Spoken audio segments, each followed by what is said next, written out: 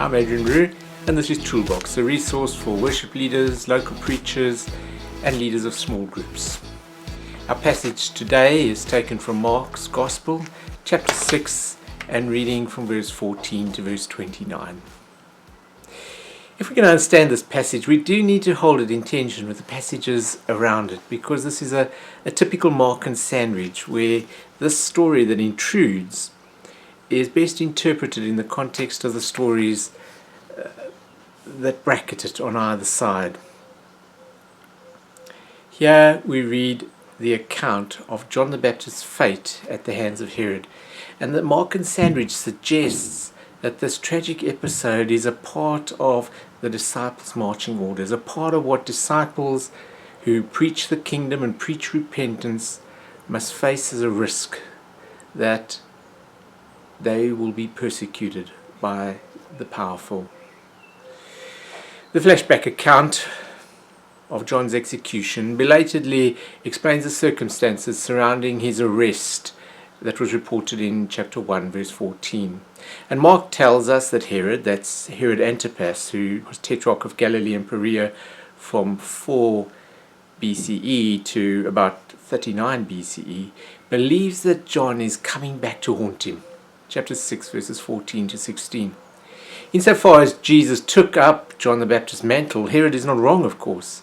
But the disturbing implication for the king is that the message persists despite his having got rid of the messenger. It is to that sordid tale that Mark now abruptly turns.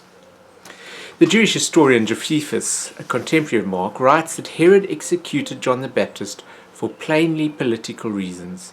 His preaching was stirring up a popular insurrection. And this has led many commentators and scholars to dismiss Mark's story of the king's moral predicament as merely a pious legend. But Mark's account is hardly pious. First, intermarriage was a matter of politics, fundamental to the building and the consolidation of royal dynasties. So John's objection that Herod should not marry his brother's wife could scarcely be more political. We see it in chapter 6 verse 17. And second, the half-Jew Herod conformed to Jewish law only when he deemed it politically expedient.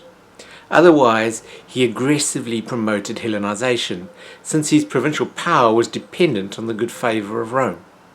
And this policy was resented by Judean nationalists.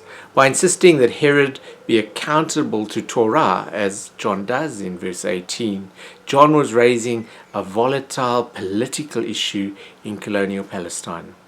The tension between the puppet kings and the Jews: if you didn't fulfill Jewish law, they saw you as an illegitimate leader over the Jews. In verses 14 to 16, we see the Jewish perception in the media. What is Jesus' true identity? John, resurrected, ties up the loose ends from verse 14 of chapter 1. A prophet, just like any other prophet. Prophets without honor. In other words, Jesus is hardly a threat. Or an eschatological Elijah, because God's judgment is imminent. Or third, worst case scenario, this thing just cannot be killed. If John's mission has been brought back to life, then Herod's power, as symbolized by capital punishment, has been broken. He no longer has the power that he thought he had to silence this thing and to silence the people who stood up against him. And Mark deliberately blurs those boundaries between Jesus, John, and Elijah. We've known since chapter 1 verse 7 that Jesus is not John but the stronger one. And we discover in chapter 9 verses 11 to 13 that Jesus is not the eschatological Elijah. So there's no doubt Herod is wrong about Jesus. Mark's portrait of the Herodian court intrigue takes on the character almost of parody. Verse 19. Without a doubt, though, it centers on a weak Herod and a strong Herodias. The king throws a dinner party for the ruling classes of Galilee, verse 21. And this impressive gathering of political leaders, military leaders, and economic leaders, reveals a separation from the common person. Nevertheless, it's a young dancing girl and a drunken oath that finally determined the fate of John the Baptist in 22 to 25.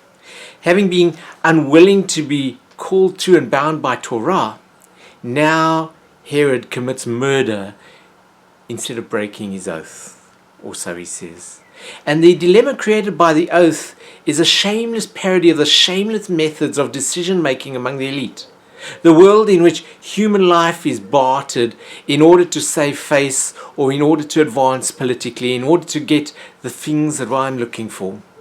Herod trades the head, the honor of the prophet, to rescue the integrity of his drunken oath. John's burial prefigures that of Jesus in verse 29, and on its heels Mark returns to the story of the apostolic mission, completing the sandwich. By weaving together three stories of truth and consequences, Mark suggests a common destiny for all who preach repentance. Later, Jesus will announce that the fate of Elijah will hold true for the human one, chapter 9, verses 11 to 13, and for disciples as well, chapter 13, verses 9 to 11. So, Herod is right about Jesus in one sense. John was executed because he preached repentance, to Herod specifically, and Jesus indeed took up Herod's role and mantle on his arrest. Mark's story of John points to Jesus' seizure, imprisonment, execution, burial in a tomb, and an implied resurrection. And the point might be this: the political destiny of those who proclaim repentance and a new order is always the same. And that explains why the story has been put in the narrative in the midst of the apostles' mission. They inherit the mission, they inherit the destiny, they inherit this mission. This is what they were called to do, to follow Jesus as he follows John, if you like. But what is that destiny? Is that destiny beheading?